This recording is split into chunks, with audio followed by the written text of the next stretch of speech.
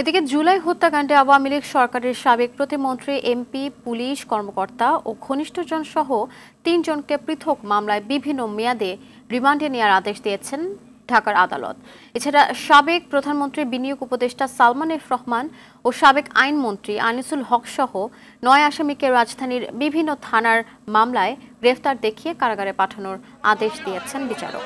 এছাড়া নাসা গ্রুপের চেয়ারম্যান নজরুল ইসলাম মজুমদারকে ২ মামলায় ১০ দিন ও সাবেক স্বরাষ্ট্রমন্ত্রী আসাদুজ্জামান খান কামালের ছেলে শাফি মোদ্দাসের খান জ্যোতিকে ৭ দিনের রিমান্ডে নেওয়ার আদেশ দেয় ঢাকা মেট্রোপলিটন ম্যাজিস্ট্রেট আদালত। এছাড়াও বিভিন্ন মামলায় সাবেক শিল্প প্রতিমন্ত্রী কামাল আহমেদ মজুমদার, ব্যবসায়ী দিলীপ কুমার আগারওয়াল ও আবুল হাসানকে গ্রেফতার দেখানো হয়।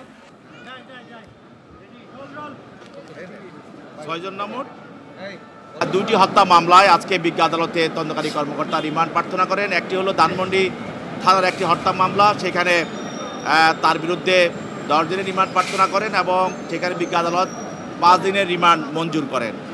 আর আরেকটি হত্যা মামলা, সেটা হলো যাত্রাবাড়ি। এই যাত্রাবাড়ি হত্যা মামলায়ও সেখানে তার বিরুদ্ধে ১০ দিনের রিমান্ড প্রার্থনা করা হয় তদন্তকারী কর্মকর্তা। বিজ্ঞ আদালত সেখানেও ৫ দিন রিমান্ড মঞ্জুর করেন। প্রত্যেকটা মামলায় তাকে সহ আসামি সালমান এফ রহমান, আনিসুল হক এবং আবদুল্লাহ আল মামুন সাবেক আইজি, তাদেরকে ওই সব মামলায় সন্ন্যাস করা হয়েছে।